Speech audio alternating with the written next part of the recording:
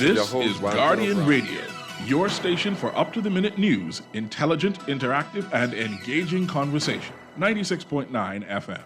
The views and opinions of the hosts and guests are their own and do not necessarily reflect the position of the management and staff of Guardian Network. You have to be strong in today's world. Keep your focus and what you believe in, how to achieve all your dreams. Keep moving forward, never accept less than who you are. The Back with Nahaja Black is sponsored by Atlantis Paradise Island, the Ministry of Health, Fidelity Bank Bahamas, Cable Bahamas, Rev Christmas, AML Foods Limited, Awak X, and SMG Caribbean. It's the Hit Back with Nahaja Black.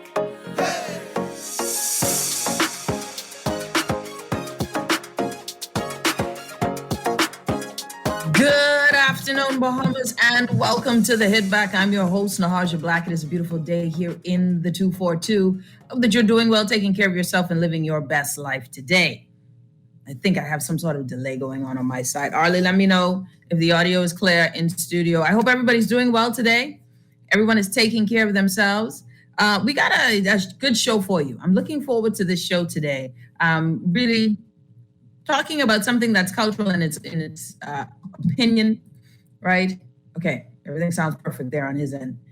Someone says they come in, the valley, they come in. Boy, I need something to happen with John Canoe. I need to know what's going on. So the day is a very interesting day. I had to pick myself up, I had to pick myself up today because the little person that I have gave me the cold. He's now effectively infecting the house with this cold, right? And it's cold season. We know it's flu and cold season. But we gotta watch out for these little people. They keep on bringing their special germs. And this is the time of COVID, so you can't have a sniffle. All of a sudden, you got the ting, and it ain't even HIV no more. It is COVID. All of a sudden now, you know what I'm saying? Shout out to everyone. Grand Bahama, I see you. Abaco, Long Island, Cat Island, Andres, Inagua. Inagua? Hold on. I might be making that one up. I don't think I ever had anybody from Inagua.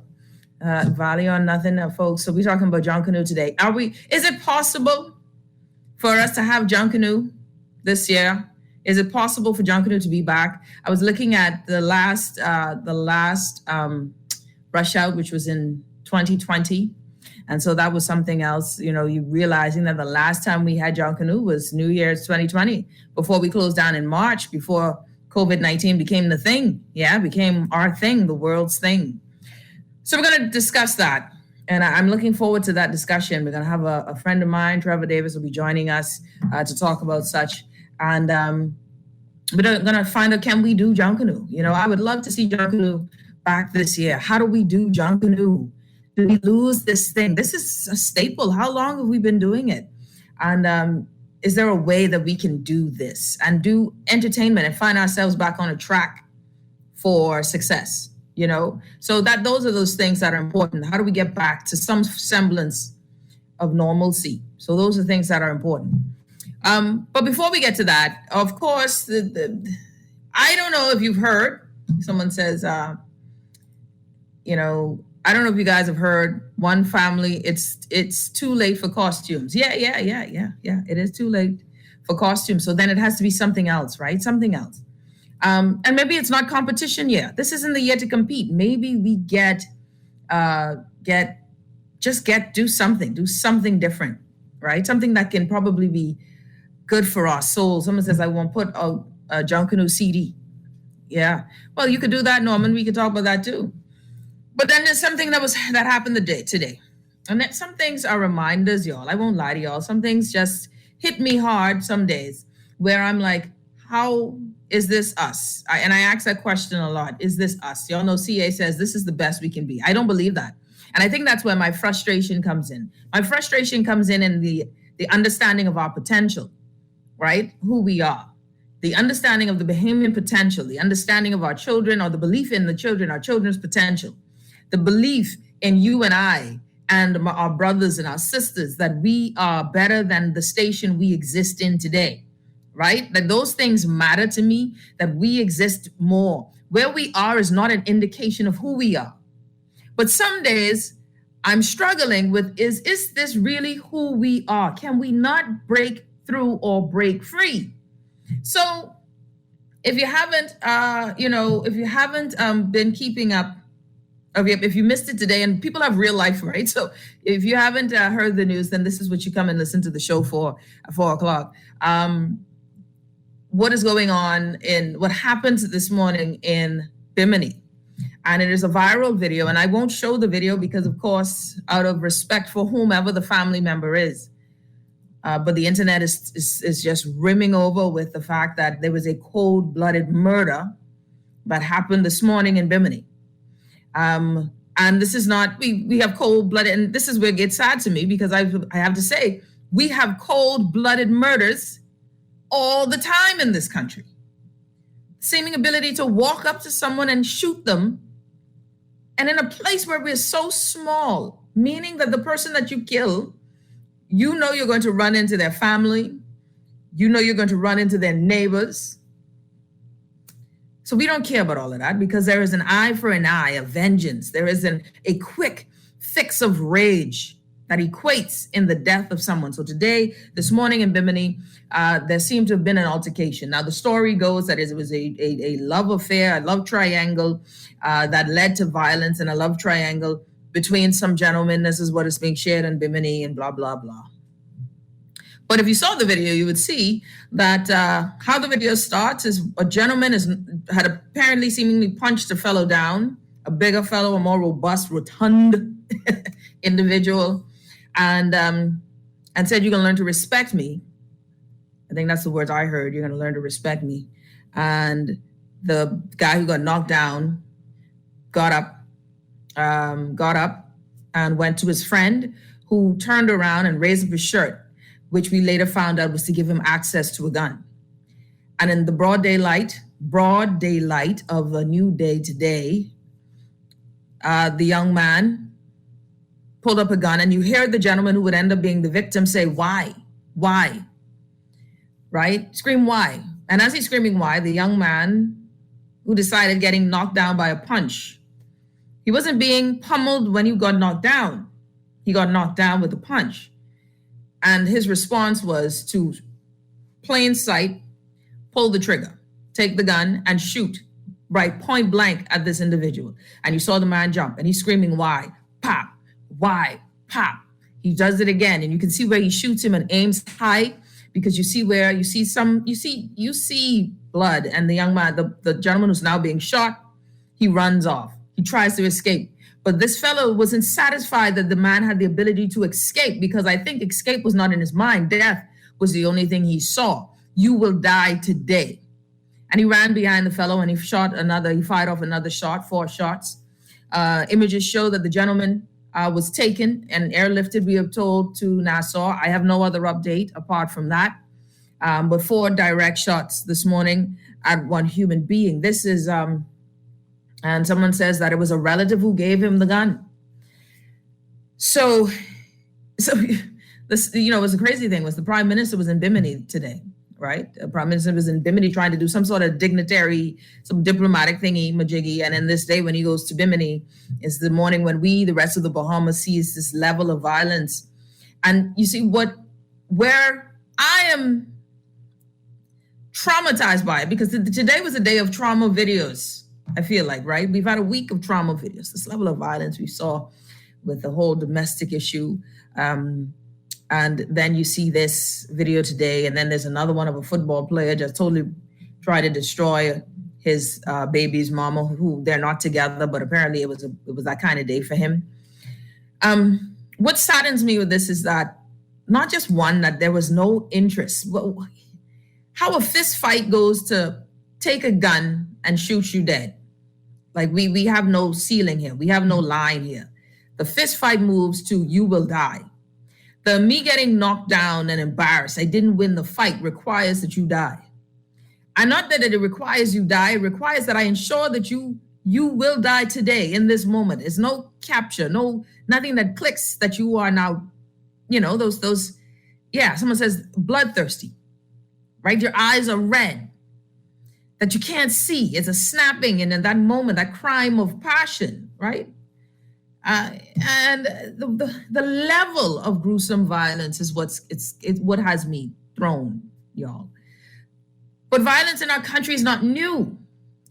And I wonder why it's even more, because I think about this, and there's a reason why, and forgive me, I'm rambling, because see, I can't, my thoughts and my heart, everything is interconnected. And so it's difficult for me to give you a very logical, linear discussion on this, because there's also pain in this. The pain and the realization that this is us doing this to us. There is no need to take a knee and say Black Lives Matter. There's no boogeyman. There ain't no white knights killing us off in the streets. You feel me? I could go and say, oh, well, it's poverty. But our parents weren't rich, but we were civil. Money doesn't create character. So it isn't about economics. It's about emotional intelligence. Have we been rearing animals? Are we so socially broken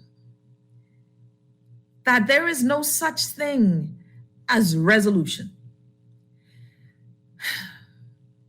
What is happening to us? That's where I'm stuck, Where I'm stuck is what is happening to us. And now, because that is the cry and the question. And now the next thing is, now how do we fix us? Because it's us, it's not them. Anyone who believes that they're living behind the gates and they're safe, crime is coming your way. Ain't no money that can keep you safe. There's no money that can keep you safe. You could raise a good son. Y'all hear me? So in the States, Black people are afraid of, I raise my good boy. I give him he gets a great education. He's riding down the highway. A police stops him. And no matter how he tries to de-escalate, they're afraid that he'll get killed by a police officer at a stop. Anyone remembers that beautiful teacher who died at the stoplight? Anyone remembers shortly thereafter the grandfather on the morning of his grandchild's christening going to the ATM but never making it to the church? It doesn't matter how good you are, if the society is broken, then trouble will befall us. And you see, to me, it's bigger than money. You use the money to create the programs. Use the money to get more healing, mental health training, more de-escalation techniques and tactics. You use the money to curb gambling addiction and alcoholism. You use the money. You use the money to build structures in society, but the money can't heal brokenness. And so now we have, y'all, listen, I don't know how you sleep after seeing that video. It fuels, if you want to leave, videos like these the past few days, fuels your position that we're living as animals, as if we're trapped in the cage and you are my enemy.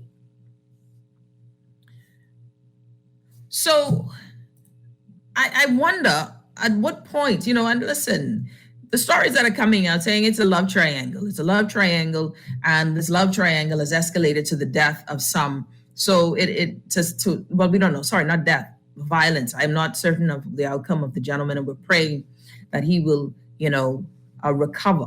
Just as we're praying that the lady who suffered violence at the hands of her spouse will recover, as we are praying for the family of baby Bella, that their hearts will recover, as we're praying for the mother of EJ, who's still trying to recover. There's tons of people mourning today. The little girl who watched her mother and her sister die. We pray for all of them because there's a lot of pain. There are parents still asking for justice for their children. But in this time and space, there has to be more to us than this. There has to be more to us than this. Now, how do we speak to that more? How do we connect to the more? How do we talk to the young men? There has to be a national program that is aimed towards the men on the street. Brothers ain't afraid to talk, I remember I was working with the Marijuana Council, Marijuana Commission. And working with the Marijuana Commission, we had to do door to door. I walked door to door in Elizabeth Estates at a certain point, and brothers had no problem talking about marijuana use. Right? Now, I don't know if they're willing to talk about other things, but how can we get brothers, young men to talk? Where do we capture them? How do we get guns off the streets? Has there been any true investigation? How is it so commonplace to have a handgun? We don't manufacture them. So how are they getting in country? We're going to make those stings in guns. Who's producing, who's creating the avenues by which weapons like these are in the country? You know, Jason said it's not as easy, and I agree. It's not easy to resolve these issues. And that's why it must be a long-standing issue that calls on us.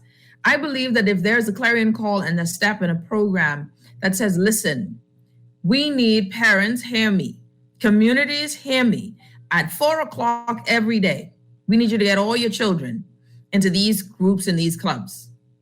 Communities, each constituency has X amount of dollars to create or help utilize or build up youth programs. We need to get our children out of idle work.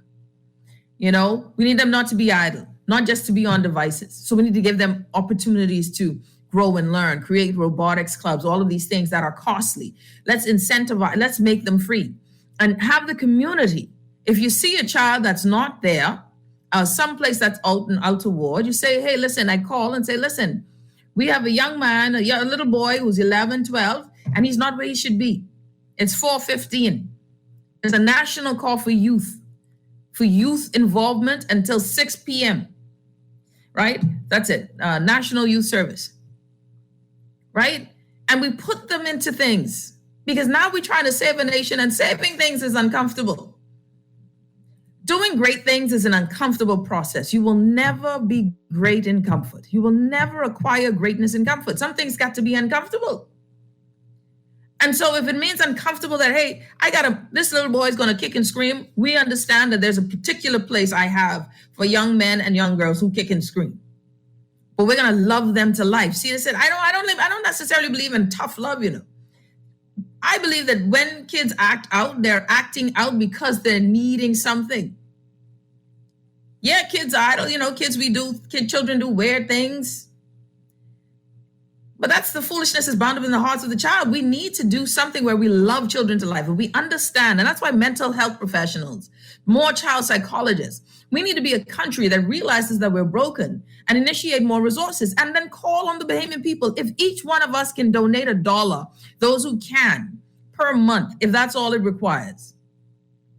But let's say those who can do more, $10 a month towards youth program building.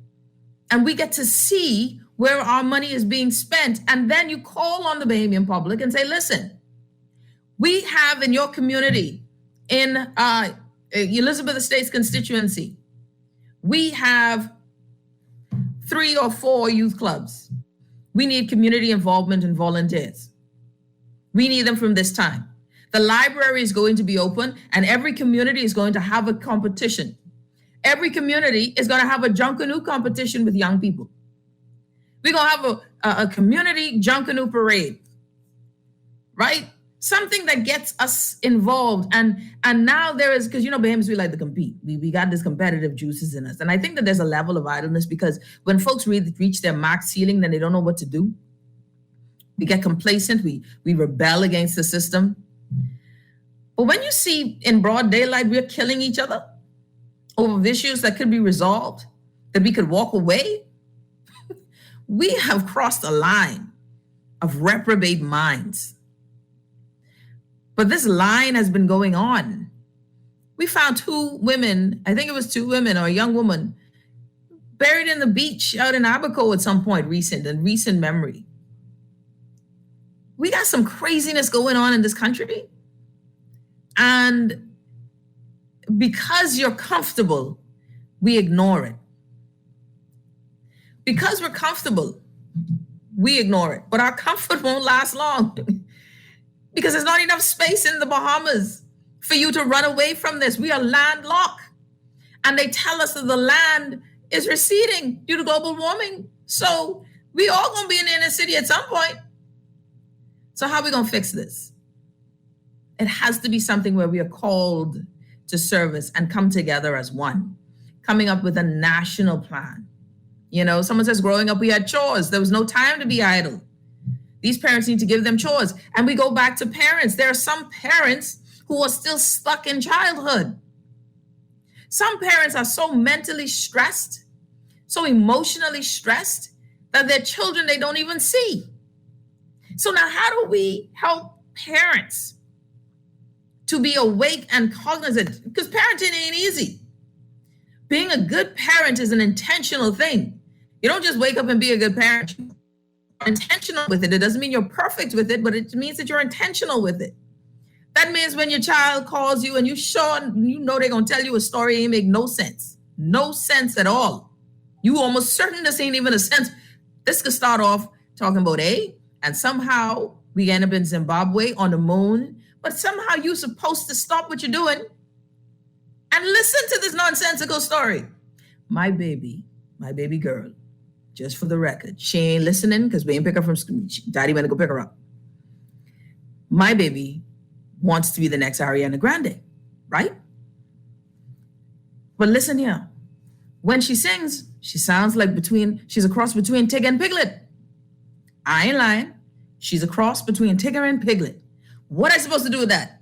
What am I supposed to do with that, y'all? Y'all tell me, how am I supposed to be a good parent when my daughter is a cross between Tigger and Piglet when she sings?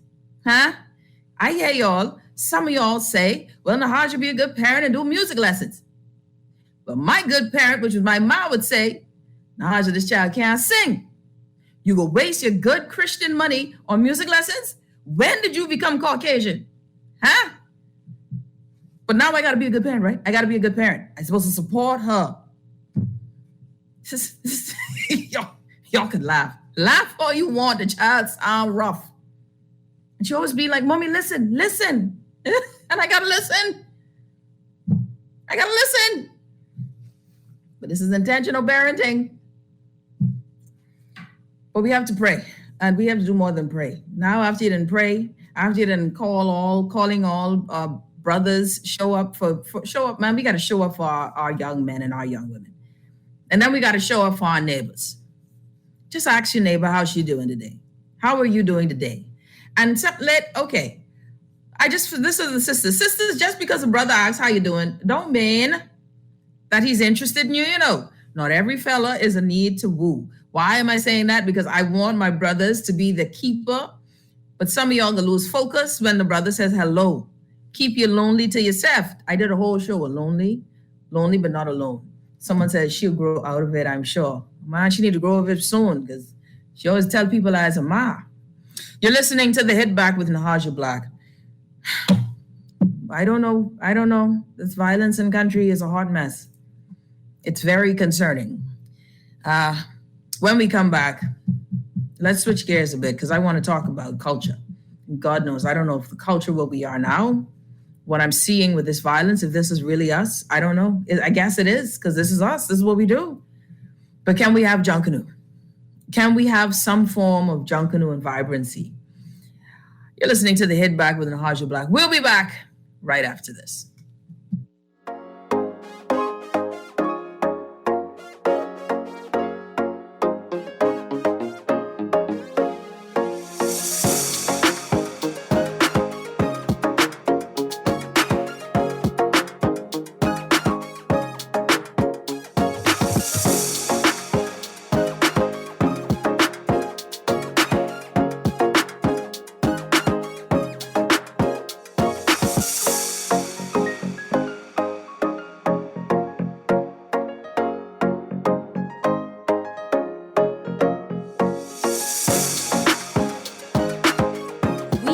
Working to protect our country, our people, and our livelihoods so that we can move forward. The vaccine is safe. The vaccine is easy. The vaccine is essential for our recovery. If we want to rebuild our economy, if we want to get back to our jobs, if we want to get back to our lives, our families, we must do this together. Rev customers already get more channels, more sports, and more speed. Now, we're giving more Christmas with up to $250,000 in cash and prizes. Sign up or upgrade to Rev Trio to win prizes like rent and mortgage payments, trips to see your favorite sports teams, plus up to $20,000 in our Rev Cash Vault. Want to win more Christmas? Call 601-8992 today and ask for Rev Trio. Rev, you and us together. This is Guardian Radio 96.9 FM. Fresh news, smart talk, all day. It's the Hit Back with Nahaja Black. It's the Hit Back with Nahaja Black. It's the Hit Back with Nahaja Black. It's the Hit Back with Nahaja Black.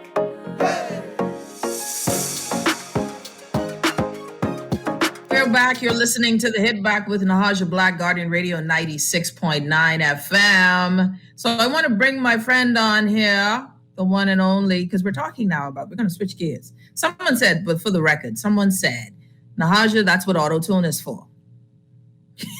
Yo, auto-tune. My baby with auto-tune. Trevor Davis joining me on the show. Trevor, welcome, buddy. How are you? I'm good. How are you, Nahaja?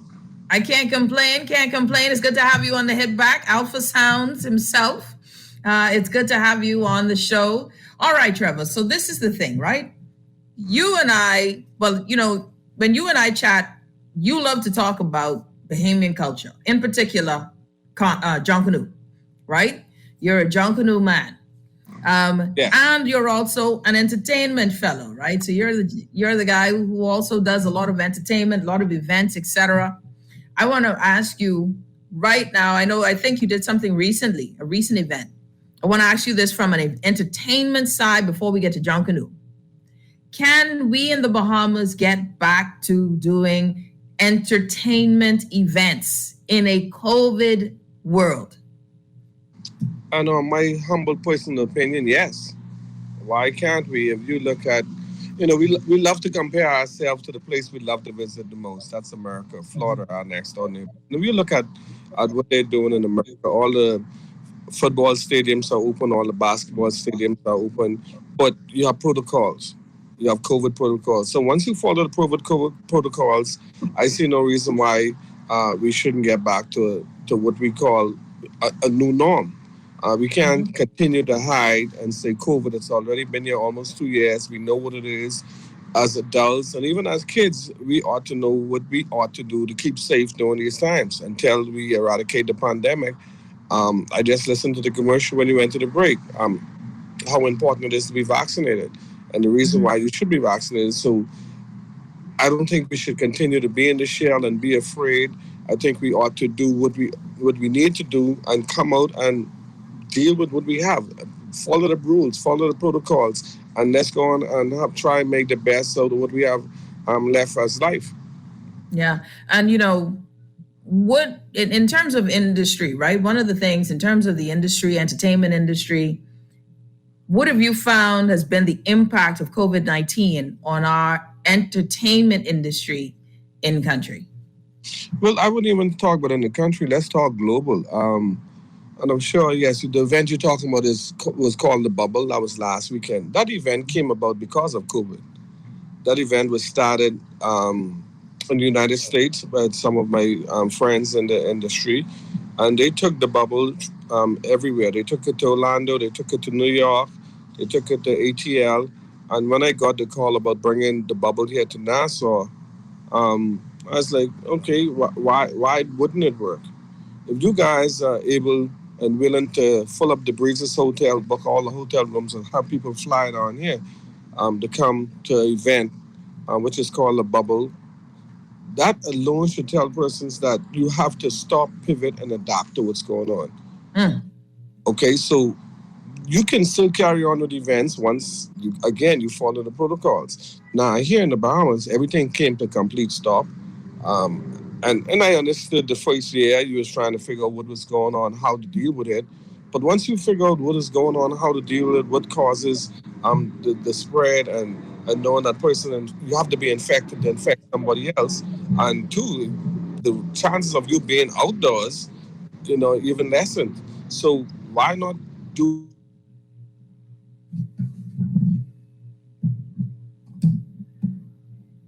the right way? All right, did we lose? The correct protocols and move back to some normalcy.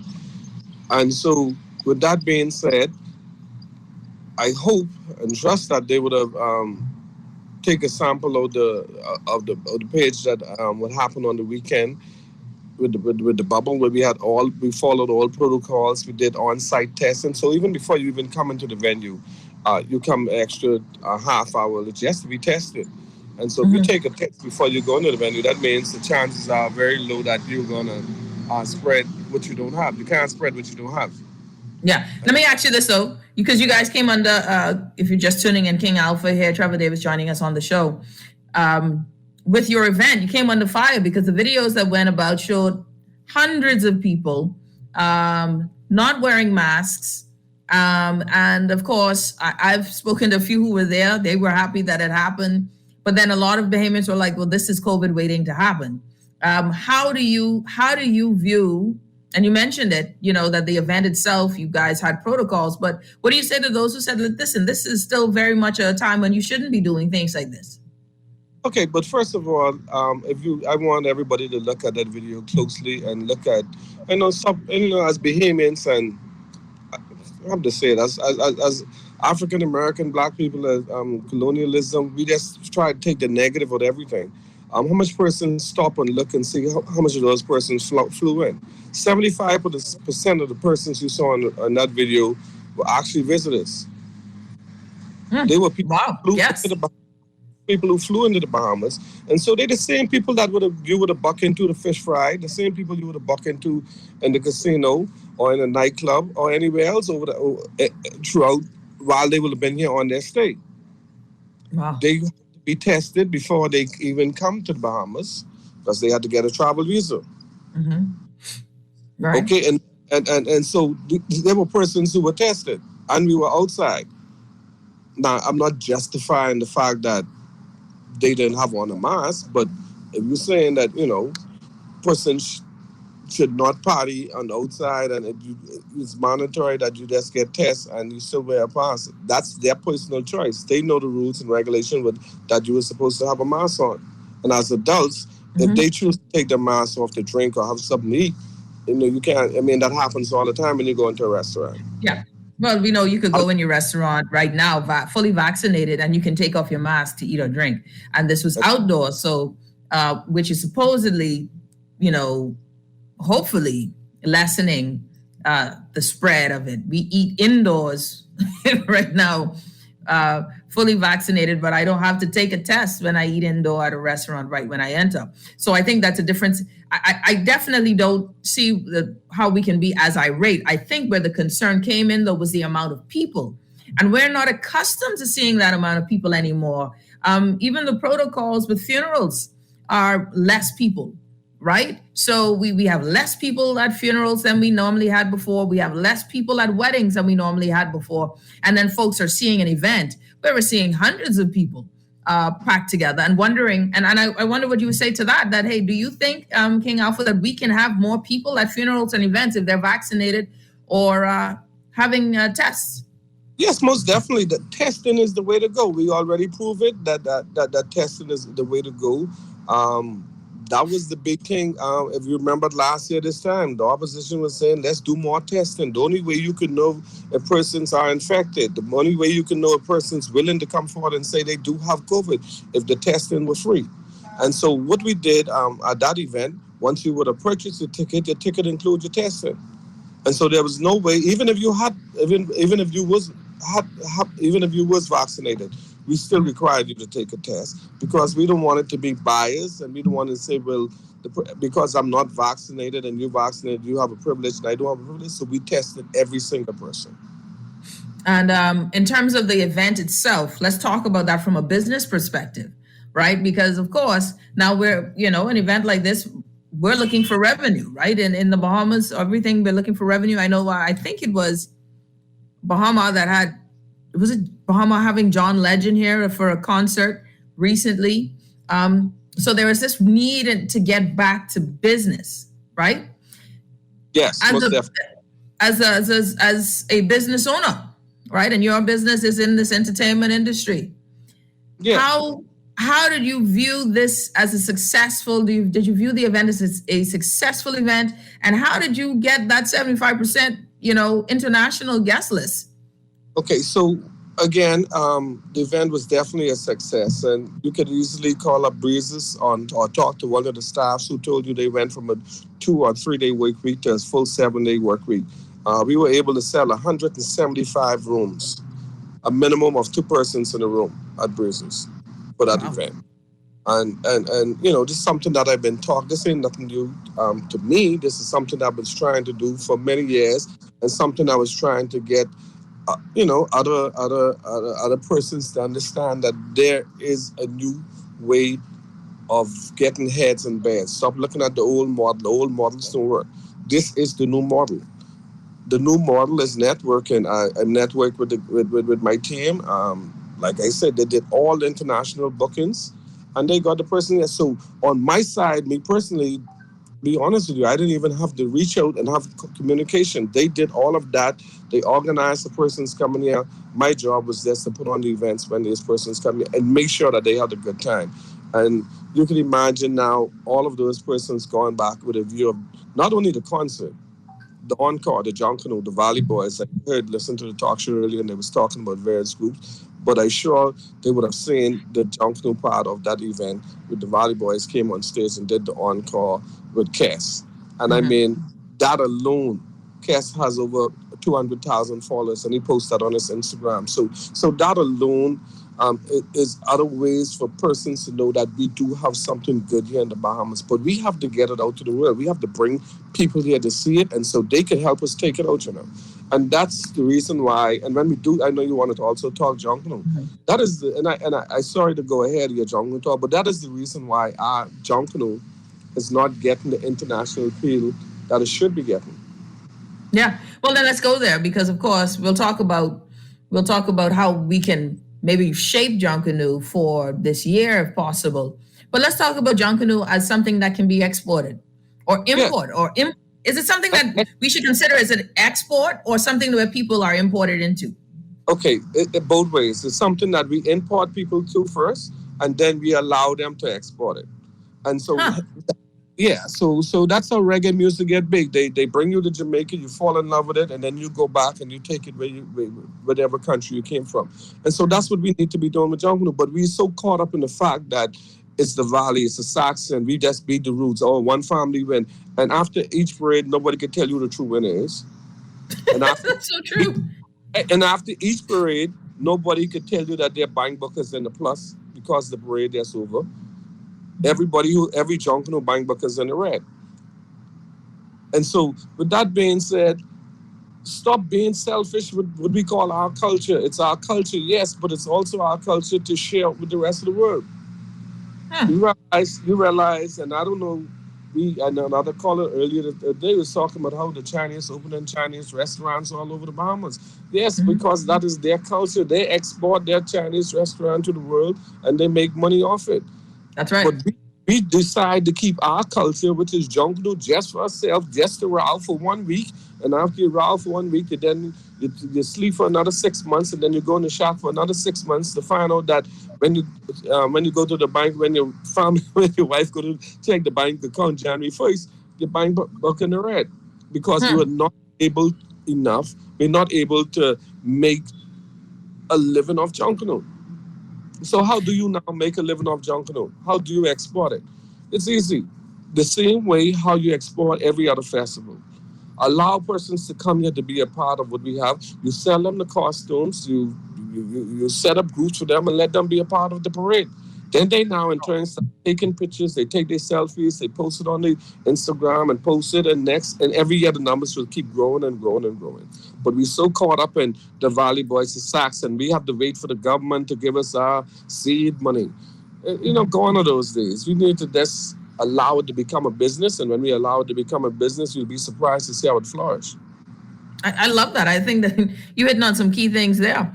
If you're just tuning in, you're listening to the Hit Back with Nahaja Black. We're talking about John Canoe as an export, as something that's a cultural thing that can be shared, because that's one of the big things here.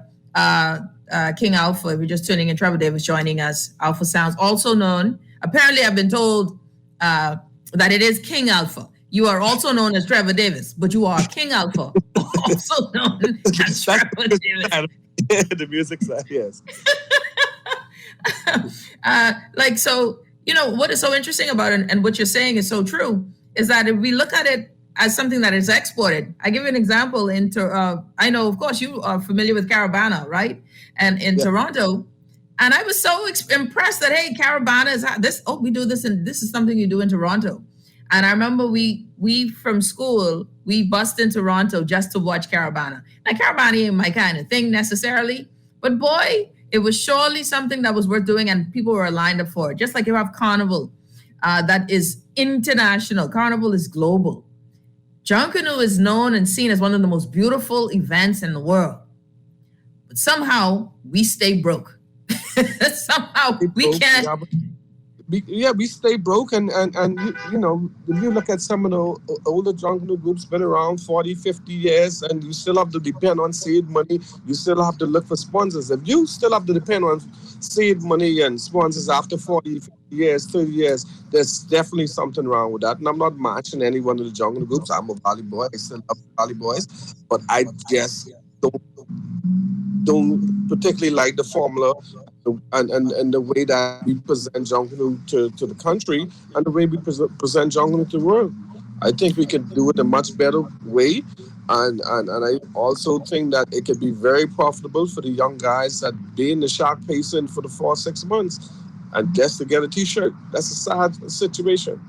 Just to get a T-shirt, and then if you play a sousaphone, your lips swollen for 2 days, your hands swollen, your shoulders aching, your feet swollen. But it's something about that joy. But now, how do we? Okay, so then this is it now, Trevor. Oh, Alpha, yes. King Alpha. This is how. Or my question would then be, okay, how does that actually work? Do we say then, okay, we only do a competition once instead of it being Boxing Day and New Year's Day? That once Boxing Day we do the competition, New Year's Day we change the MO. Like, how do you envision it? I mean, this is something that I envision probably from 2003, 2004, my early days of going to Trinidad Carnival. After you go to Carnival in Trinidad, and so I could bring it straight, and you see the amount of income that is generated because of all the events. Because the persons who doing Airbnb, Trinidad was doing Airbnb before Airbnb even come out. There was renting cars before persons, so these things were going on for such a long time. And I've been seeing these things for over 20 years. And so when I come back, the business side of me always click.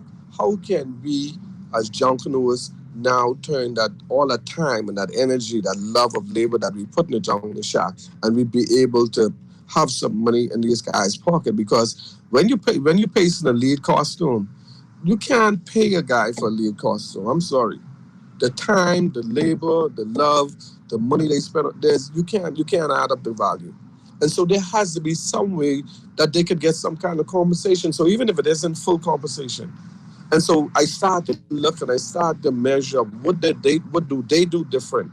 As like you say, Carabana, when you start to go to all these different festivals around the world, and you look at what it is that they doing different that we need to do to change John Canoe, so we could have more persons, one, fly in for John Canoe and partake of John Canoe, and then at the end of the day, the young fellas in the shark pacing, bang bug don't be in the red, it be in the positive after John Canoe.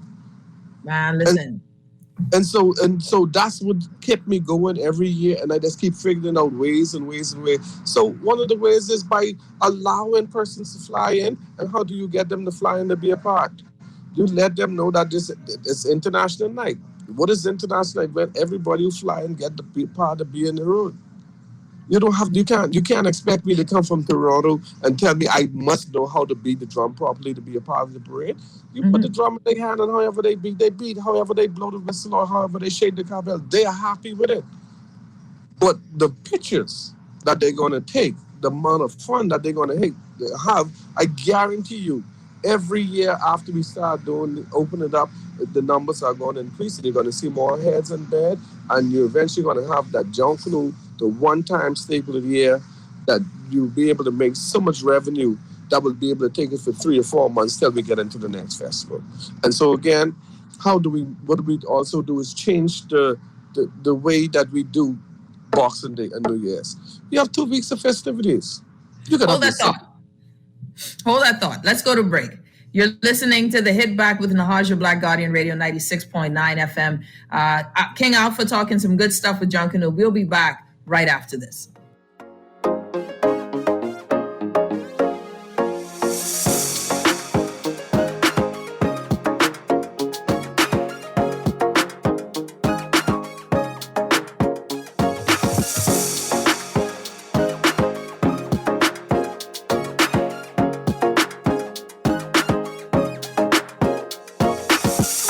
Fidelity, the holidays are all about family, spending time with loved ones, and being thankful for the little things in life. Worrying about bills should be the last thing on your mind, especially during the holidays. Let Fidelity help you get your bills under control. Fidelity can also get you started with a real savings plan that actually pays you interest. The only thing you need to think about is what you will do with the savings in your pocket this Christmas. Now that's what I'm talking about. Fidelity Bank is here for you this holiday season because you are family, and family is important to us.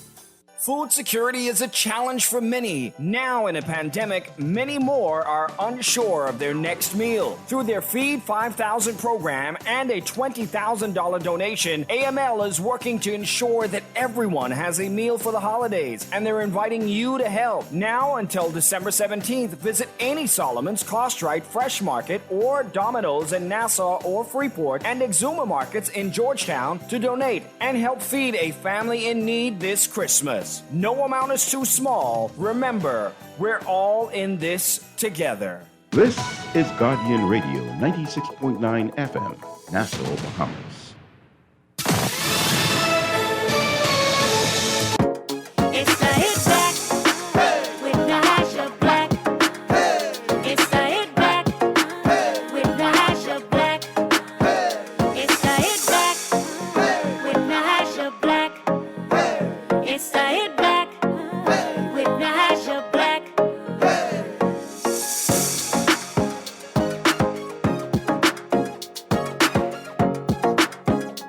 And we're back. You're listening to the Hit Back with Nahaja, Black Guardian Radio 96.9 FM.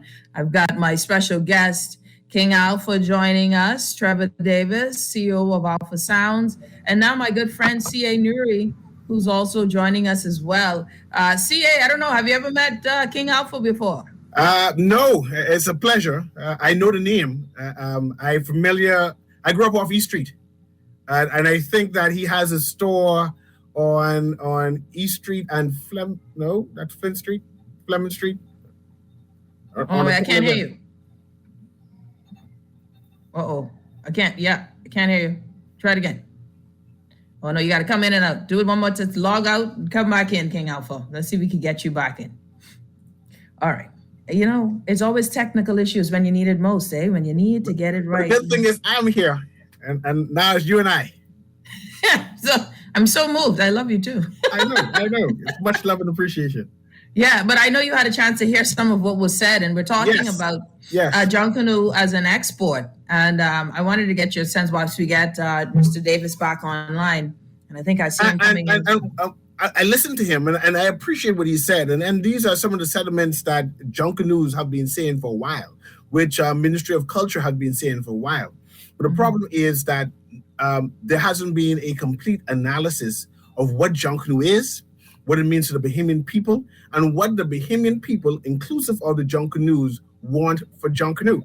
I hear what Trevor wants for John Canoe, but that's not necessarily what John Canoers want for John Canoe, right? Mm-hmm. This the term exporting John Canoe may not necessarily is what the John Canoes want. They want that competition. They thrive off the competition, and they're quite content of having Junkanoo remain what it is. Now, if you saying that Junkanoos do not make money, whereas I would say I know a lot of Junkanoos who do make money, but perhaps it is that they don't want to make money. And if you don't want to make money, why push me to make money? So there are a number of Junkanoos who are quite content of having Junkanoo remain what it is, a festival for them, not a festival for foreigners to participate in. Not and forgive me, Trevor. And I, as a spectator, because I'm not a Junkanoo, right? I think I rushed once in high school, and that was for a high school Junkanoo band. I've never, even though I've been into a shack, even though I've pasted, I cannot say that I am vested in Junkanoo. Nor can I say that the majority of the Bahamian people are vested in Junkanoo. In fact, I think a small, minute population ever pasted in their life, ever rushed in their life, never went on Bay Street other than being a spectator. Junkanoo is a spectator sport. It's like football. I can't determine what happens to the coach and the Miami Dolphins, nor can I determine who they draft. I go there and cheer. That's my job. My job is to cheer that my Miami Dolphins finally won, right? And to see or have the conversation that Junkanoos do not make money. I see Nahaja get booted off. Trevor says both of you and I, so I can let you speak. Forgive me until Nahaja gets back on. But to say that Junkanoos do not make money or need to make money, I think it needs to be investigated to find out whether they want to make money. And if it's a truth that they do not want to make money, why force them?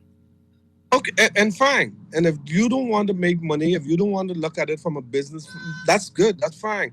But at the same time, when it's time to go to Bay Street, don't be looking for seed money or don't be asking for sponsorship. That's all I'm saying, If you're going to do something, let's not put the burden because you love it and it's not being done the way, in my humble opinion, think is right. Don't put the burden on somebody else. And I want you to name now, and this is our culture. This is something we love. And you are blessed. Every country in this world is blessed with a special culture. Not because you're blessed with a special culture, that means you're supposed to keep it to yourself. That's my humble opinion. I personally feel that everybody ought to be making a living of their culture. You should be able to, if you do something so well, you should be able to take care of your family from it. If you can't tell me that nobody else in the world could build and paste a costume like a Bahamian, but that same young man at the end of the parade, and I've been there. I've been in jungle for 42 years, so I know what I'm talking about. Mm-hmm. A same young man is going to see me right after the parade or even on the parade and said he needs something to eat, or why I didn't give him a shirt because he doesn't have a shirt. And I hear you, Trevor, and I won't argue with that. There is a need to expand the monetarization of Junkanoo. But to say that Junkanoos do not make money is a falsehood. As I know Junkanoos who paste costume and make $1,200 for one costume, and they're doing 6, right? And they're doing that in 3 months. So 3 months. Okay, and I'm going to respect that. Right? So if they want to monetize it, give me a chance. You said 6 costumes in 3 months, and they made $1,200. No, $1,200 each for each costume. $1,200. So 6 times 12, you're talking about $7,200 somewhere around there for 3 months. Yes. Okay. So what happened? So that's only 3 months. What happened to the other 9 months of the year?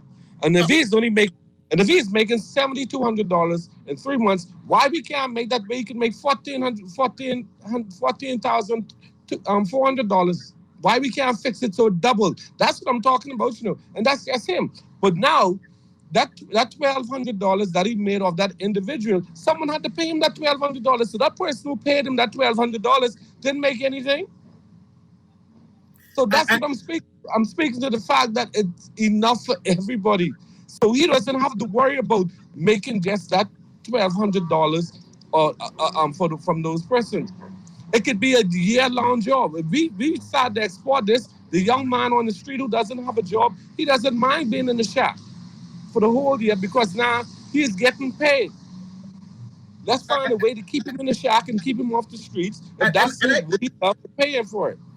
And I hear you, Trevor. And I like to say that, I know you're familiar with the Junkanoo group, Junkanoo Commandos. There are about 3 to 5 Junkanoo groups who have monetized Junkanoo. Junkanoo is already exported. If you want to have a Junkanoo group go abroad and they get paid the $30,000, $40,000 for the trip, that can be done. Now, mind you, I'm not saying that the festival of Junkanoo cannot be extended, because I believe that Junkanoo could be a 7-day event, right? I can embrace that.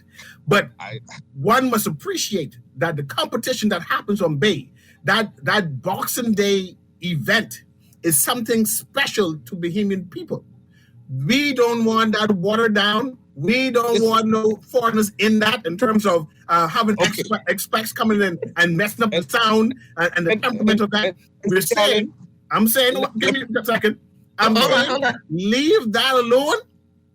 Leave Boxing Day alone. And if you want to choose another day and another event and sponsor that, fine. I know you have that money and the talent to have a Junkanoo in April, and we will come on your Junkanoo in April and have it like how you have it. Okay, so now, first of all, I don't want you to misunderstand what I was saying. I never said to allow the foreigners to partake in the Boxing Day parade. What I was simply saying is that we extend the amount of nights, the 7 day to 14 days, and you have an international night. The international night is just geared for your international people along with your local people. You can't have Boxing Day remain as Boxing Day as a competition. The costume, then you have okay. The reason why persons don't come to Bay Street right now as Junkanoo before COVID, let me give you some of the reasons, because I've been going for 42 years. 1, no parking. Mm-hmm. That's the first one. 2, not a major complete. The group stay too long. Mm-hmm. Okay, so let's just deal with those 2. No parking and the group taking too long. The groups take too long because when I started rushing in 1980, now you know how when I started rushing, we had the whole of Bay Street for ourselves from one end to the next. We were spread 7 miles across. Mm-hmm. We had room to dance. We had room to move. And we moved down Bay Street in a quick, orderly fashion. And we got over in time. Now, the new modern Junkanoo, what we do, we put the barricades and the bleachers in the road, so the road size now is half the size. The Junkanoo groups are bigger. We find a way to make the costumes lighter. So what we do, we make bigger costumes. So now you get 3 Santa Claus rushing down. So now what used to take us 30 or 40 minutes to get down Bay Street, now taking us 70 to 80 minutes. And then you have to wait on the other groups. So in my humble opinion, again, something I have a problem with, Bay Street being too small. We need to move Junkanoo up Bay Street, and that's my opinion. Everybody says, oh, you can't move Junkanoo up Bay Street. That's the best place where the music sounds the best. And I'm sure everybody by now would have had a Valley Boys, a Saxon, or One Family or Roots Junkanoo CD and played it. None of those CDs you all play ever was recorded on Bay Street.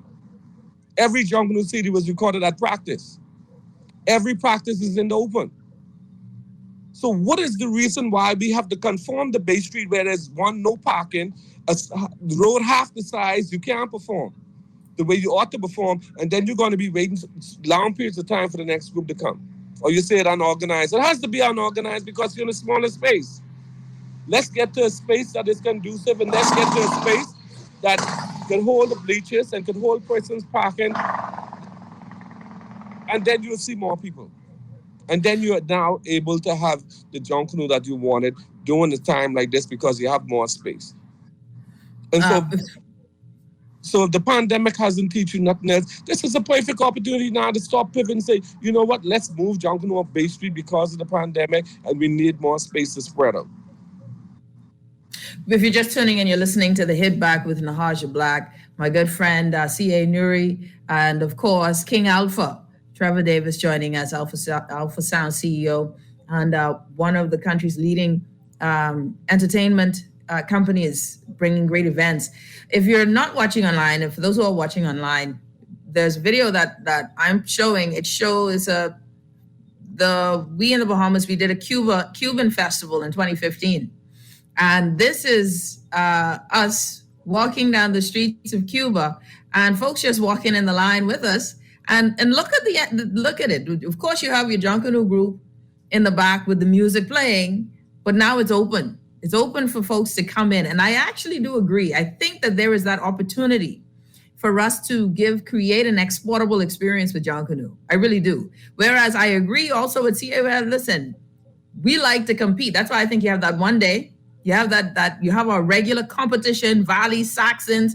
Like Trevor said, you don't know who win for sure at the end of it, because every time somebody cheat, you go the whole year vexed to ratchet, as my friend CA would say.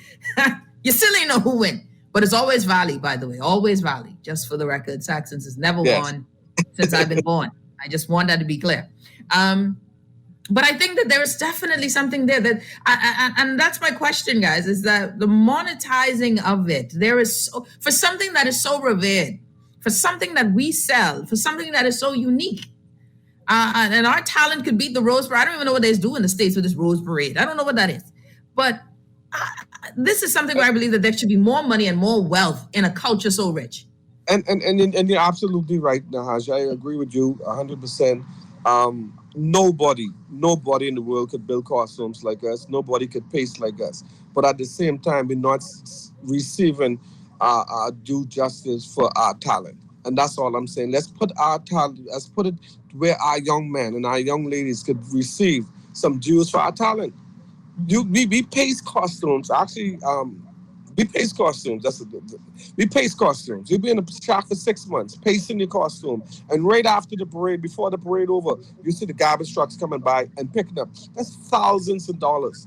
If you start calculating the rod, the materials, the glue, the paper, and the time, not even talking about the time spent pasting this costume. And for a garbage truck, within less than half an hour to ride past Bay Street and start throwing in garbage, that's ludicrous. That's ludicrous. And for years, and to be honest with the persons who know me, they know I love the Valley Boys, I love Junkanoo, but hence is the reason why I stay away and push further and further away from it, because there's no way in the world that you could just spend all this money on this culture to have somebody come behind you half an hour and just throw in the garbage. We don't have a way to preserve it. We don't have a way to export it. After 50 years, and everybody else around the world exporting their culture and making money off their culture, and you could tell me now, our young men so loyal and so colonialist that they just want to go in the shack to beat the Valley and beat the Saxon. And as a matter of fact, that's what was told to me when I first walked in the shack. Nothing but how we could turn Junkanoo and be an entrepreneur or make money from Junkanoo, you know. But my only job was to beat the Saxon. That's the only job you need, this Junkanoo, man. Inside the Junkanoo shack in 1980. My job was to go there, we're going to beat the Saxon. Nothing else they told me. They never told me, I know how I could make some hats and sell the hats, or I could make some cowbells and sell some cowbells, or export anything. Just don't care how much sleepless night you have. Don't care how much coffee there or the lunch lady ain't bring the food yet. Let's just beat the Saxon. Mm-hmm. Yeah. It has to be more than that for our young men. It has to be more than that for our young ladies if we want to be compete with the rest of the countries around the world. Every other country exporting. That bubble you all saw here the other day, that is the Caribbean thing that is going to be exported throughout the world. There's a carnival show in Dubai in 2 weeks. Wow. You think those persons in Dubai know anything but any carnival or that's their culture? But the people, they know that they're going to fill up some hotel rooms and have a good time and make some money. And person's going to be employed. CA, your thoughts? So that's what I'm talking about, CA. I'm not talking about selling out. I'm not talking about anything else than how we're going to get some heads in beds. What we are going to do different. We cannot continue to sit by idle and let the Jamaica and all the other rest of the Caribbean islands attract more tourists through entertainment, and we sit right here and we get the best waters in the world. And it was proven. That was 2-3 years ago, the Fire Festival. We had again something I was trying to do from 2006, Nahaja, no support, nobody saw the idea, but they allowed a foreigner to jump on the plane from New York, Atlanta, and Exuma with thousands of persons. And something we here as Bahamians should be doing, not that we could do, We all know that we have the talent and ability to do it, something that we should be doing. And when we going to understand the Bahamas belongs to Bahamians, stop allowing other persons to come here and do these events and then walk away. We could do our own fire festival. We have the ability. Every single international artist, somebody on contact.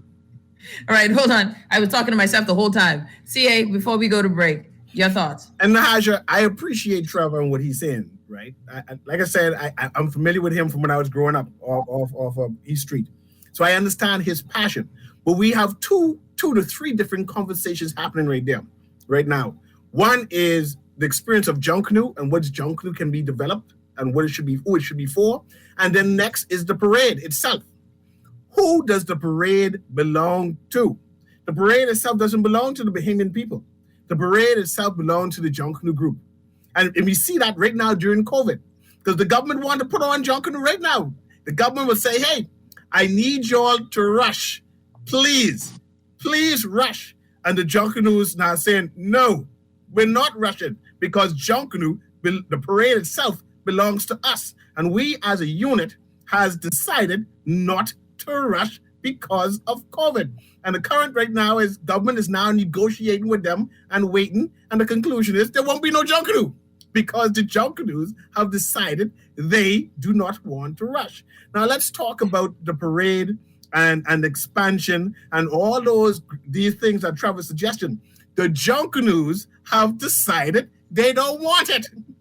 Trevor could beg and plead all they want. Dyson Knight is on your timeline saying, oh, we need to do all these things. The Junkanoos, who the parade belongs to, have decided they are not interested. Full stop. So now that they have decided that they are not interested, we need to respect their position. And if Trevor wants to do something separate and apart from that, go ahead. I will sponsor him and I will go there and do that. I see Lady E also, right? And the point is, Dyson Knight and Lady E can approach the government and go on Bahama Boulevard without Saxons, without the Valley Boys, and do a scrap group and rush. And nobody would stop them. No one would get angry. The Junkanoos will go on Bay Street, and those who want to go on Bahama Boulevard can do that.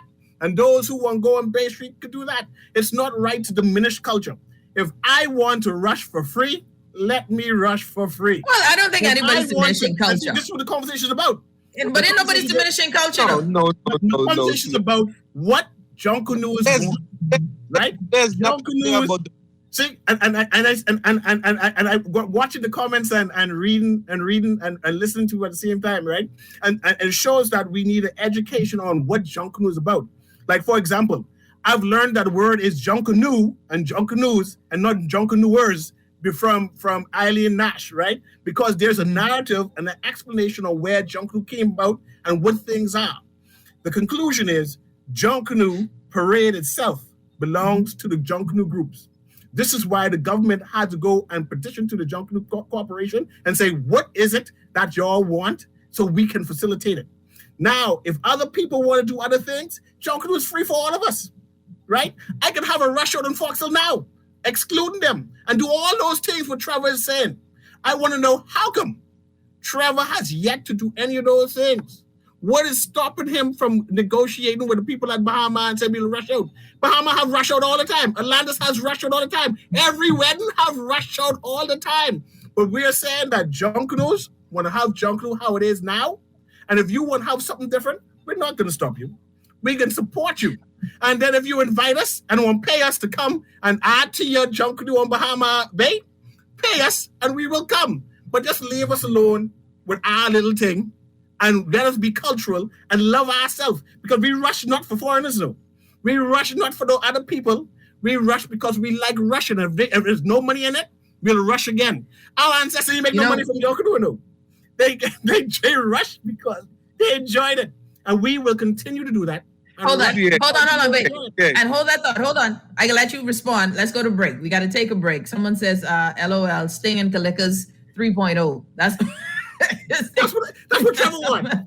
Go on Bahama Boulevard, let them do that. And CA, but someone says JCA, that's two different things. We're going to take a quick break. When we come back, we're going to have more on this discussion. You're listening to The Hit Back with Nahaja Black, Guardian Radio 96.9 FM. We are working to protect our country, our people, and our livelihoods so that we can move forward. The vaccine is safe. The vaccine is easy. The vaccine is essential for our recovery. If we want to rebuild our economy, if we want to get back to our jobs, if we want to get back to our lives, our families, we must do this together. Do you worry that you or your loved ones may get COVID-19 and possibly die from it? Getting a COVID-19 vaccine can lower your risk of severe illness or death from COVID-19. The Johnson & Johnson vaccine is available, and you only need one shot. One and done and fully vaccinated for now.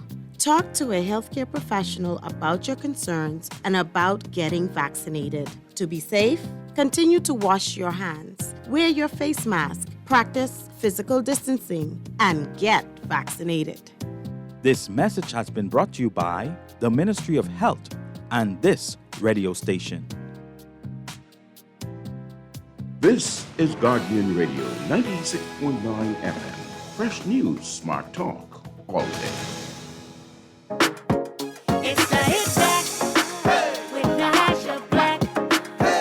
It's the Hit Back with Nahaja Black. It's the Hit Back with Nahaja Black. It's the Hit Back with Nahaja Black. And we're back. You're listening to The Hit Back with Nahaja Black, Guardian Radio 96.9 FM. CA Nuri, King Alpha joining the show.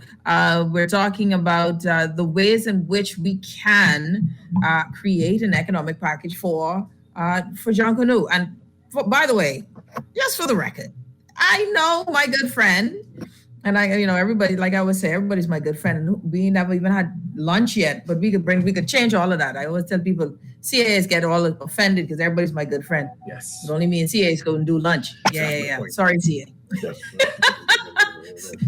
CAs come to my mom's house. We're real good friends, and everybody's good friends. Hey, CA. Sorry, no. Sorry, buddy. Sorry. So one of the things, though, that Trevor has shared that I want to make sure it's clear, or that I agree with, is that there is so much opportunity with our culture. Reggae is a culture that has transcended location. Everyone knows that reggae is Jamaican, right? That's what it is. Even if it ain't true, that's where they land with that. My whole thing is now, okay, we are known for the most beautiful parade. And is there a way that we can make this parade, not the one that we love as babies? Because I ain't gonna lie to you, I don't want no guests in my parade, they beating the drum when I try to figure out the best chorus for It Is Well With My Soul. I want when, one glad morning, when this is I want that hit right. Don't want no stray Sousa. Don't want nobody collect wrong. So I understand that point. We don't want to mess with that part. But there is an opportunity. And I think too, there are some parts of the Junkanooers and Junkanoo where people want to hold on to it. And they're strangling progress. They're strangling growth because they're stuck in a way. And I wonder if you really were to do a poll of Junkanooers, would they really be opposed to having something every quarter that's International Night? Now, don't forget, we did something in Junkanoo in July. So we have this sort of idea already out there. Junkanoo in July. We do a Junkanoo Russia in July. Can we make that something where we can have it every Friday night for Junkanoo in July, that it is something where guests get involved? But I don't see it as a difficult thing. I don't see it that if you do one, you're opposing the other, you're destroying the other. I think these things are complementary. I think there is an industry from our culture, because and just for the record, I think that we have diminished our value. We don't put value on things because we don't believe it's valuable enough. if you were to put value on our culture, then you'd understand how valuable it is to the world. And that is, I think, the insecurity of putting value on our culture. It isn't because I don't think people want to make money. It's because they don't believe that they can make money. And I think that's what Trevor's saying. Yes, exactly. And you're absolutely correct. So I just want to go back to what Sia was saying earlier. And, he started off saying by he never was in the shack and he don't pace and all that, but he loved John Canoe. He's a John Canoe. Let me tell you something, Sia. I've been there. I've been in the shack. I've slept in shack many, many nights to wake up to know that there was no coffee when we wake up in the morning.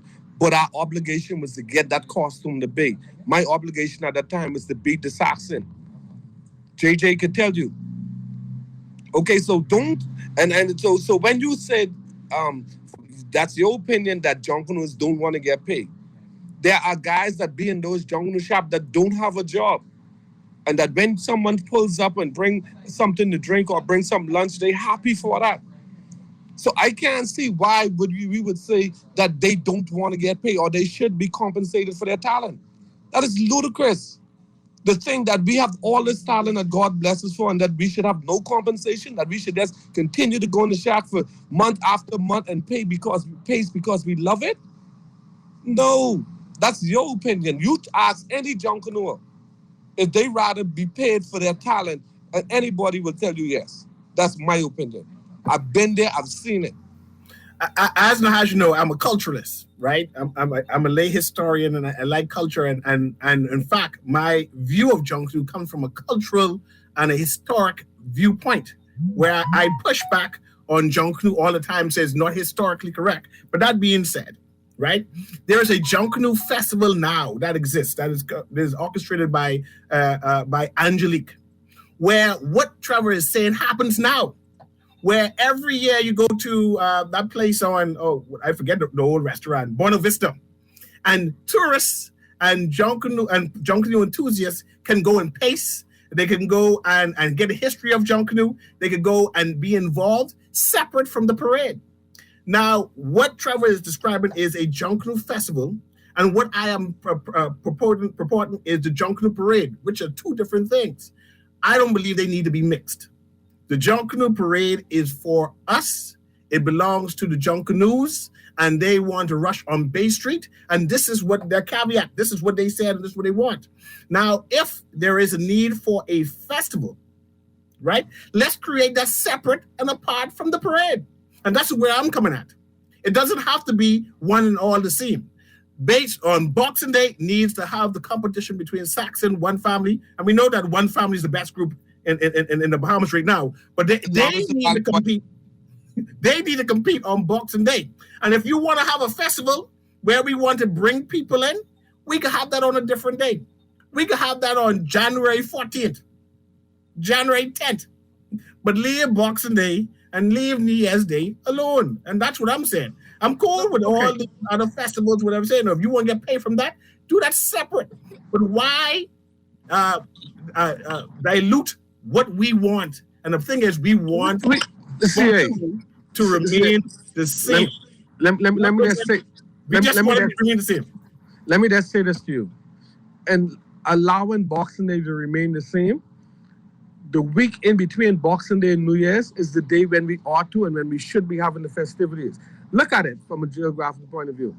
The Bahamas, normally that time of the year, we happy to be celebrating about 70 to 75 degrees in temperature, real warm. We may dip to 65 one night.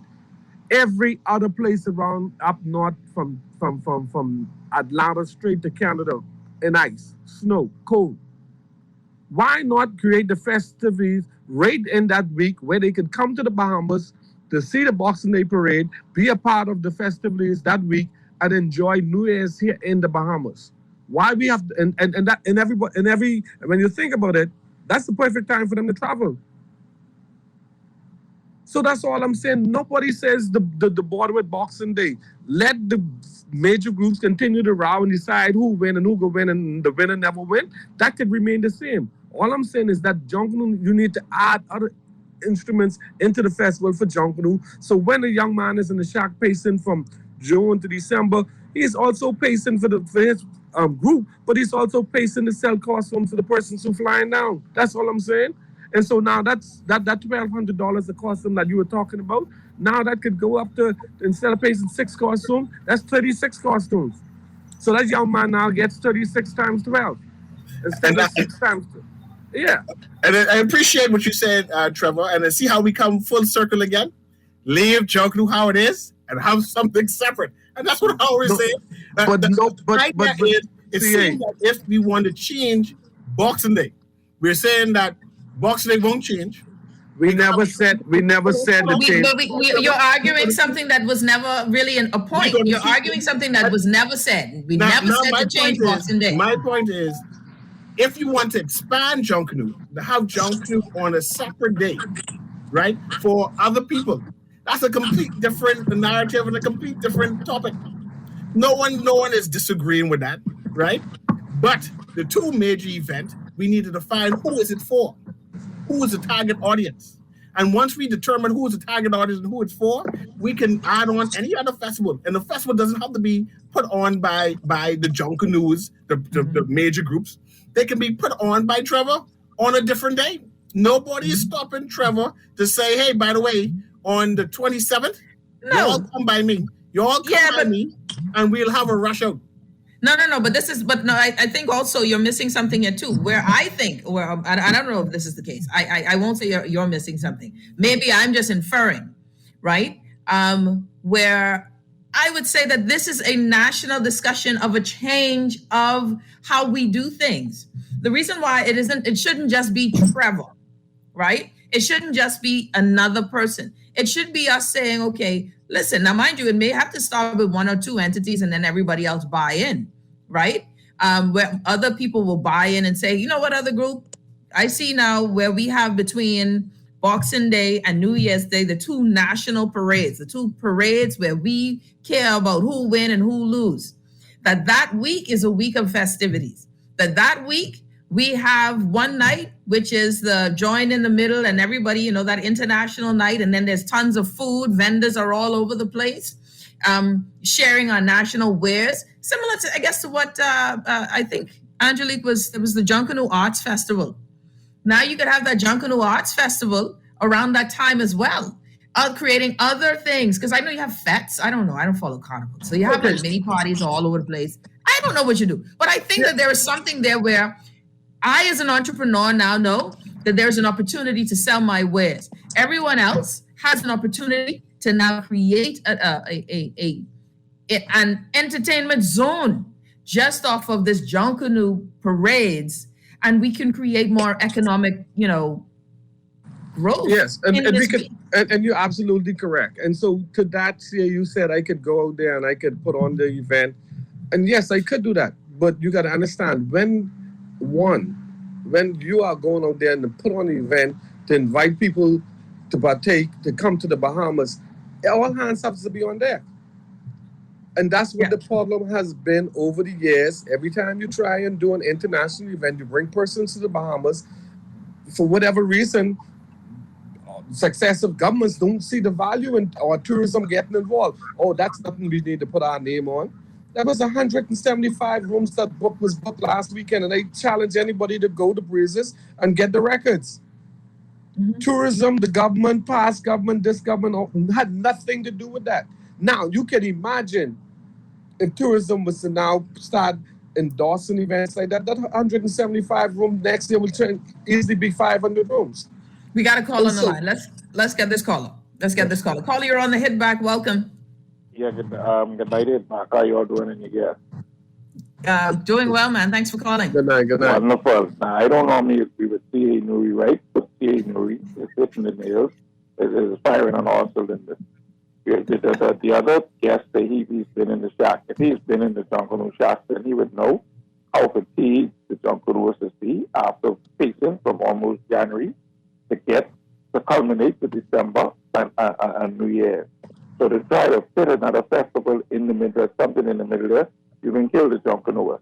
What C.A. is suggesting that we start up the summer festival. We can use smaller costumes. That's where everybody get a chance to participate with their group of choice. We can do it same carnival style, or we do take the template of carnival. We put it on. We don't have to use no music. We can use the beat. We could do it. We could do that for the entire year in terms of the Junkanoo Festival. What Angelique is doing is beautiful. It is correct idea. But the problem is we have some people in this country who don't want to see Junkanoo on Bay Street. You know, you might as well call it what it is. They don't care whether it comes up or down. And if you try to bring it up, they put on it.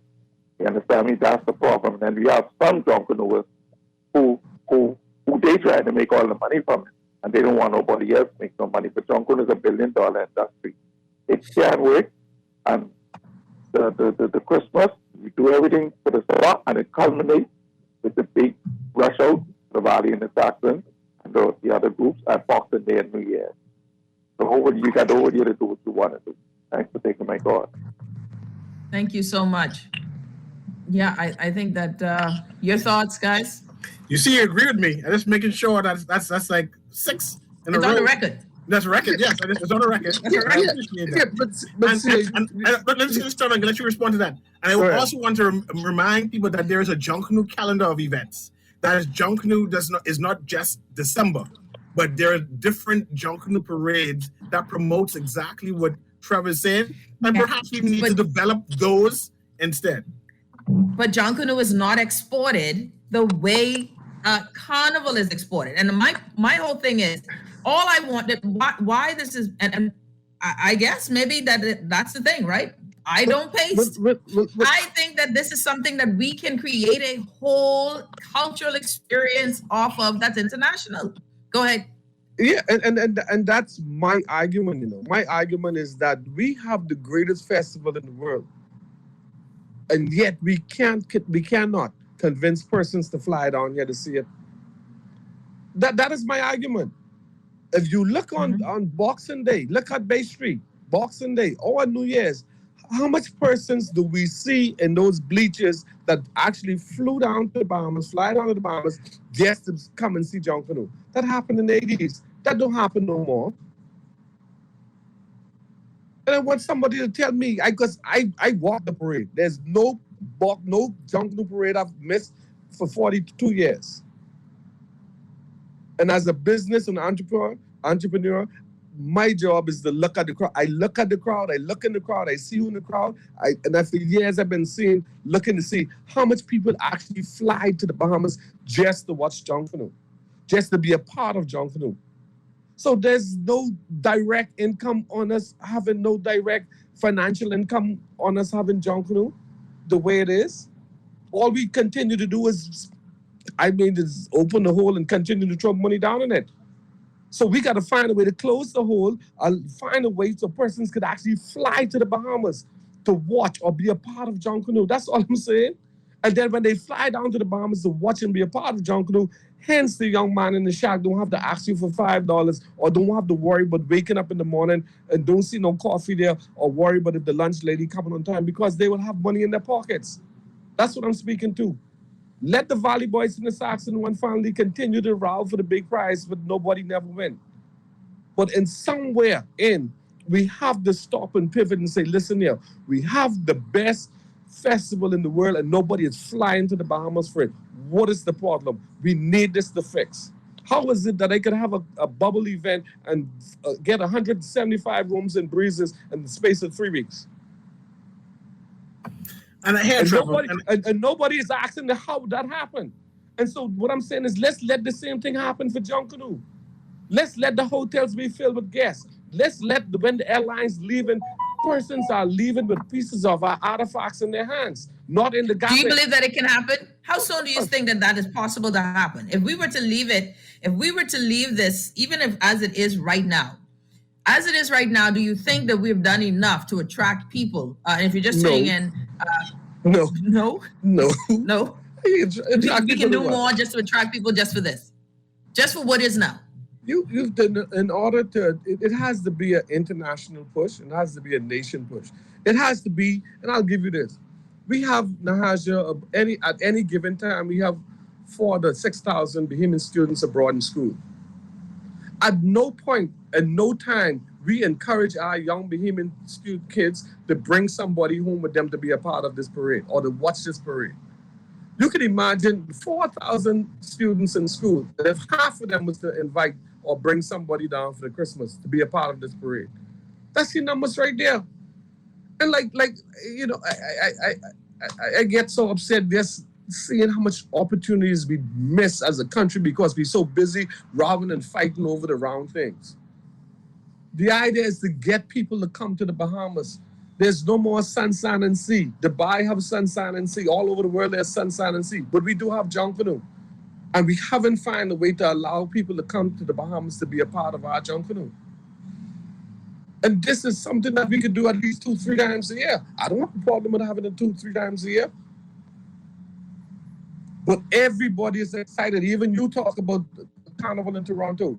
How is it that you don't even like Carnival music, but you end up at Toronto Carnival? The Caravana. My point exactly. Because we don't even encourage that behemoths to sell Junkanoo. How many students go away to school and they get a behemoth t-shirt at the airport when they leave it? But yet we say Junkanoo is we the greatest in the world. You are the greatest in the world in what? You competing against yourself. You're only great when you compete against everybody in the world, everybody else in the world. I like that line. And Nahaja, let's change the narrative so we can understand exactly what Trevor is saying, right?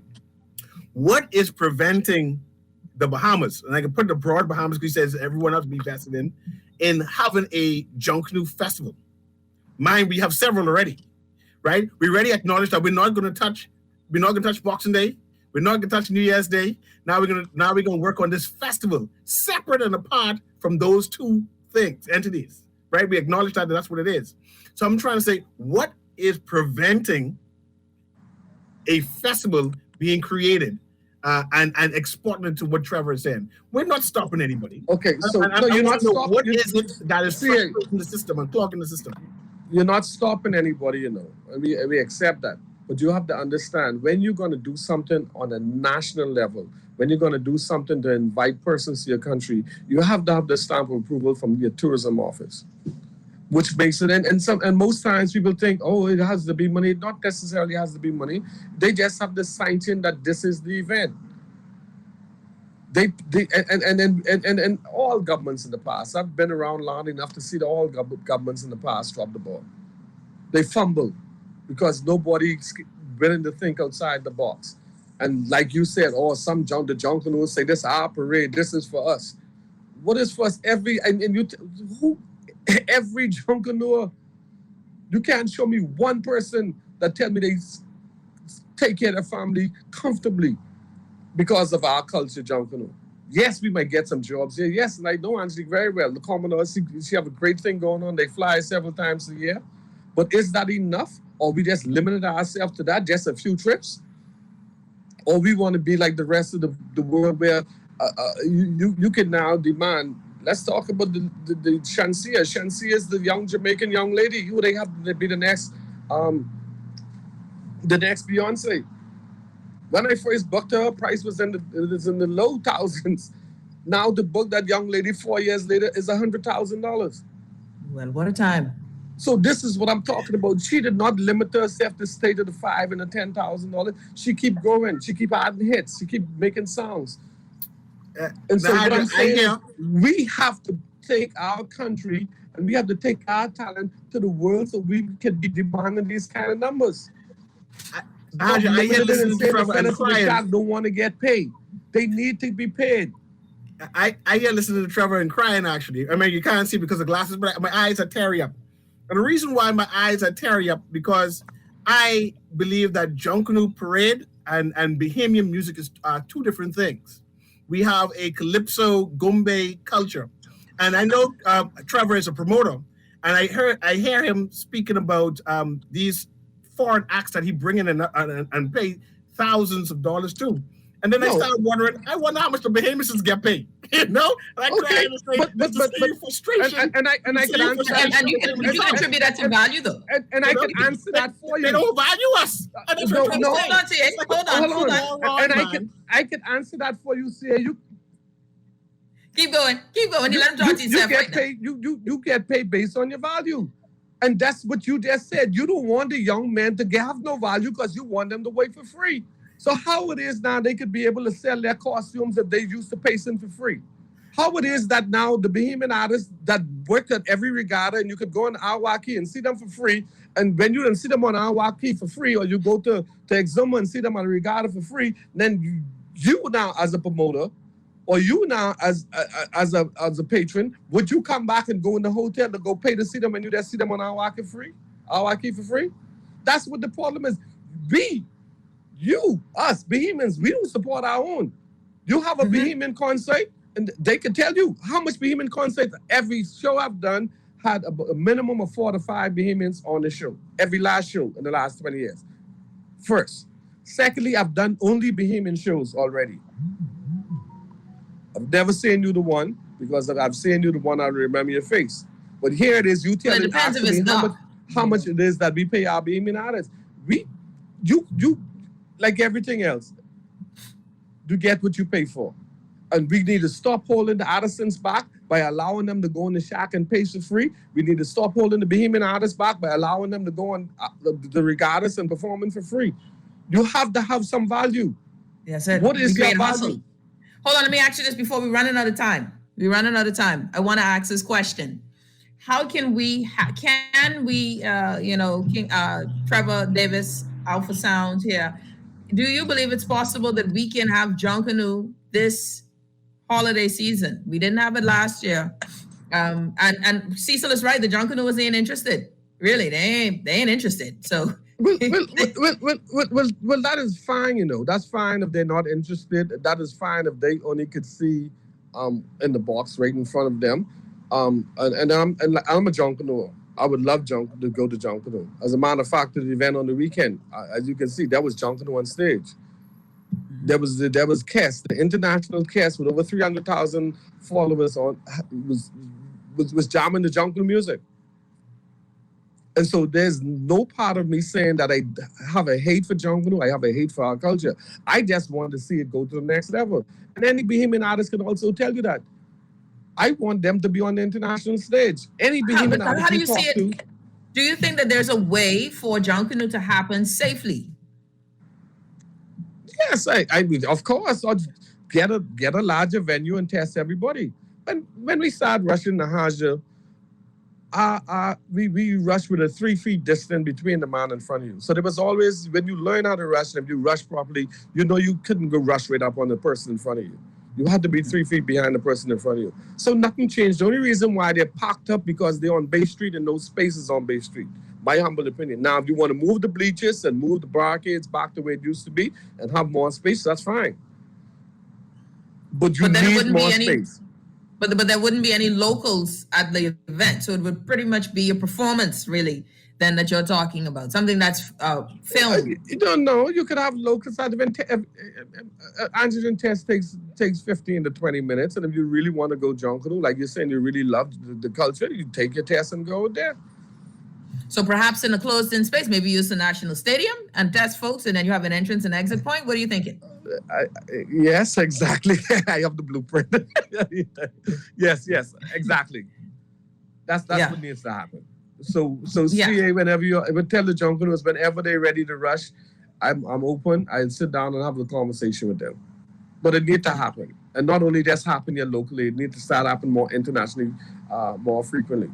I applaud Angelique for the work she's doing. And I think there's another Junkanoo group I saw in Atlanta that's been doing a lot of stuff.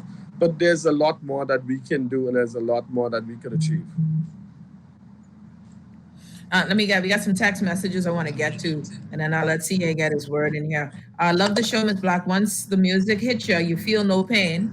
Junkanoo is in our blood. Only true Bahamians really miss our Junkanoo. Junkanoo is a business now. We used to rush for fun. Nowadays, you can't come on Bay Street unless you are in uniform. Someone says, what if all the Tiefin turns out to be the civil? So, okay, that was random. Junkanoo is for Bahamians. Let's not forget its purpose, the celebration and freedom and of our chief cultural expression. Summer festivals and minor parades can be participatory and tourist geared, not Christmas or New Year's. Again, Christmas and New Year's is not suggested. That was never suggested. White people is here what they want here. That was never suggested. There is no revenue to be gained off of culture. You spend in excess on that, which is yours. Boss lady, this man is running on with foolishness, and you let them insult CA. Oh, I can't let Trevor. I can't let you insult CA. Okay, just whatever you said, take it back. Cause CA is. Boss, I cannot have that. I'm sorry. I'm sorry. I'm sorry, my boy. I can't let nobody insult my good friend CA. CA, sorry, honey. I missed it. It says, as people in the country, we don't have the discipline to open up and function through protocols in this new COVID world. Oh, if we don't have the discipline to open up and function through protocols in this new COVID world, then we will cease to exist. Guys, thank you so much for the discussion. CA, last thoughts. I got to make sure you get to, I ain't gonna let nobody disrespect you, CA. No, I appreciate that. No, man, Trevor's good. You remember, I was younger when he knew me, when I come into the store to buy one taping thing. But let me quickly say this, right? Ministry of Culture is desperate to have a Junkanoo parade come Christmas. They begging Junkanooers to put something forward. I would love to have that group that Trevor had on his thing the other day contact Ministry of Culture and say we'll rush. Don't wait on the major groups, because we already say we ain't participating. That's right.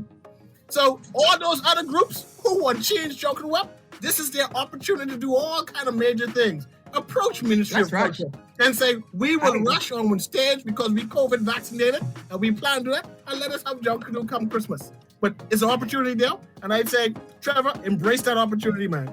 And I'll support you. We got to go. $45. I received that. I still wanted to be free. But you're listening to The Hit Back with Nahaja Black. Everyone have a great day. We'll see you next week. We're out.